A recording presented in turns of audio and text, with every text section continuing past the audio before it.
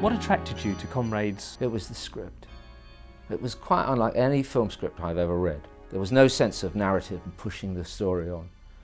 But there were this series of described in great detail, these images, you know, a droplet of rain running down a window and someone's face smiling.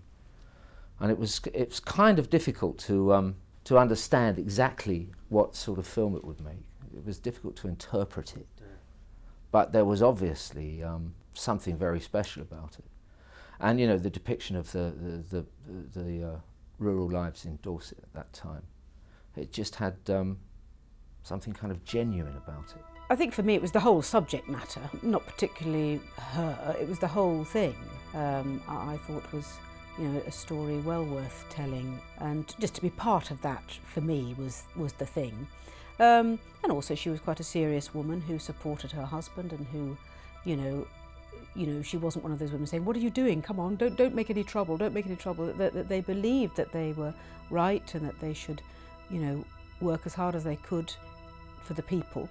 And also, as I said, you know, on a completely personal level, it was my first film, and I wanted to just be in a film that was, you know, going to be an important piece of work. This wasn't a sort of job, it was more than a job. This is something that you put your heart and soul into because it mattered. These people's lives mattered, and this story was an important story to be told. I think George Lovelace is one of the great heroes of English history. My films have all been sort of political in a sense, with a small p. And I like pictures about people, you know, and relationships, and that was what I thought was so wonderful in Comrades. The simplicity with which Bill described the various different family relationships.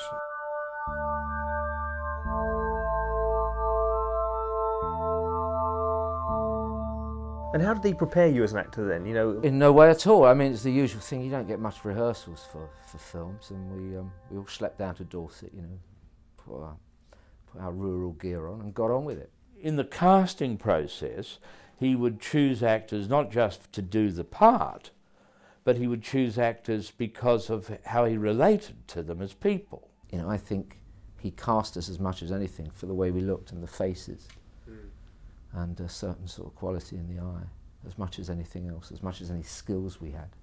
So you had to sort of offer yourself up to him, really, and just go along with it. He'd been an actor, of course. He was very quiet, he was very sensitive, conversational.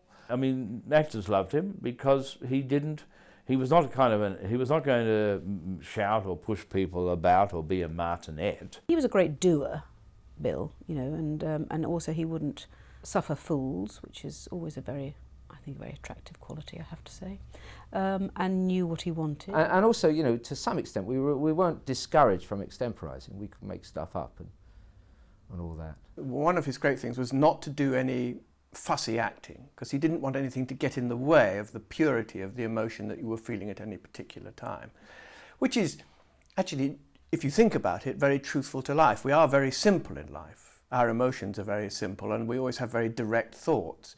And there is something about acty sort of acting which gets in the way of that and blurs it. So he loved that directness. He was very clear about what he wanted. I never felt, oh, I don't know what he means, I don't know what, you know, because also I would always ask. If I didn't know, I'd ask. Right.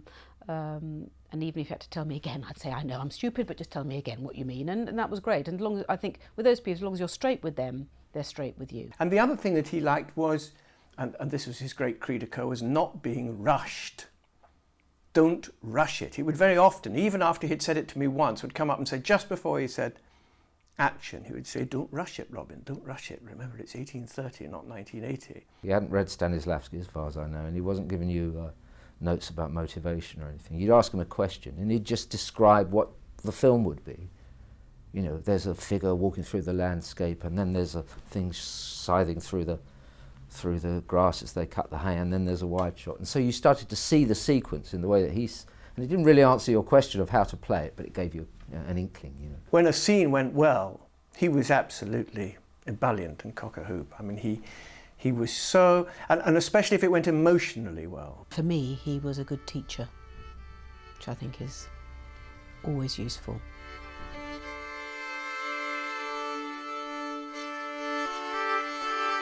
straightforward reading of George is he is a good man. Yes. Almost through and through. Is that how Bill wanted to Bill said to me right at the beginning, he said, "You love everybody, Robin." He said, I don't want you to be duplicitous in any way whatsoever. I want you to absolutely be trusting and faithful and, and to think the best of everybody. And that's the way he was. And I'm sure that is the way he was.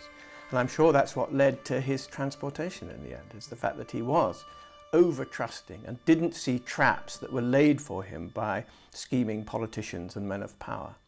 Of course, Bill's notion is that in the end, with the hindsight of history, those qualities of being noble and trusting and faithful will endure. And there's that line that Squire Frampton has when George is sent off, that the way he looked at me, it's almost as if he had won. And that is Bill putting those words there, because of course that's his idea, that in the end, in this very hard life he had, and it was a grim upbringing, and he did have a struggle to make his films, but somehow that those good and noble qualities in mankind will survive the more grasping, greedy, avaricious, Machiavellian ways of mankind. Betsy was a remarkably passive character, sort of completely supporting George's union activities, not really challenging it in any way at all. Is that how you discussed playing it, or is that how you wanted to play it? Well, I think that's what was given to me. That's what the gig was, and there's no point in saying, well, surely she'd be doing this. No, that's what it is, and you invest it and you make that person believable. Just rather than it being an actor who hasn't got many lines, it's the character who, and also we're talking about, those years when women, maybe didn't speak up but just supported them. And I think she felt that he was right. And maybe if, on another day, on another story, she might have discussed things more with him. But I think on this one, she knew he was right.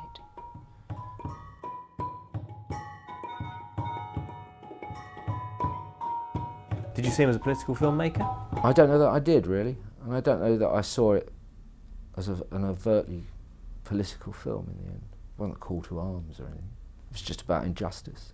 An injustice that was so clear and manifest that something had to be done about it. I mean, obviously it's the thing that began the trade union movement, so there's a political aspect to it. But these men, these hard-working men, especially George, like Robin Soames played, this was an intelligent, cultured farm worker. Something of an oxymoron, I would have thought. But that's the truth of it. And it's easy to see them as something like animals grunting away in the fields when you're going past in your coach. But they had lives that were every bit as vivid, and they fell in love, and that's what I thought the film was doing, was opening up the lives of these men. Because he'd planned for a very bright Australia and the weather was a little bit bad when he got to Australia, things started to get a little bit sticky, and Bill was kind of expected to improvise a bit more sometimes from day to day, but couldn't quite do that. Did Bill lack spontaneity as a director?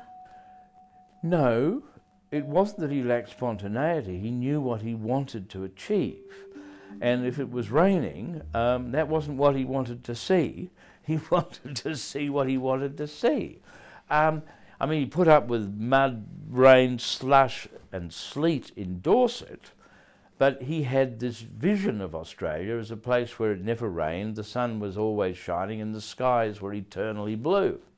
So when he saw clouds in these eternally blue skies, he would go, well, that's not what I want, we'll stop.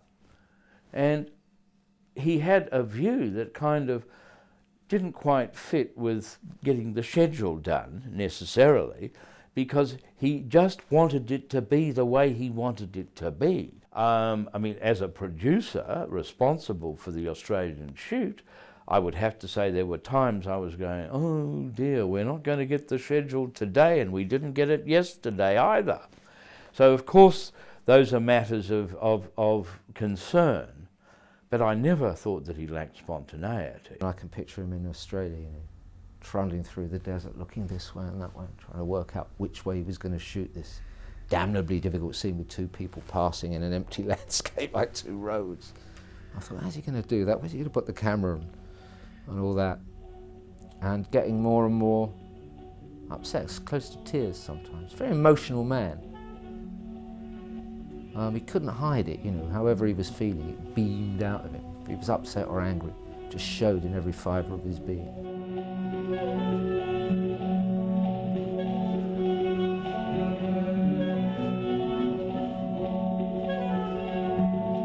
He couldn't lie.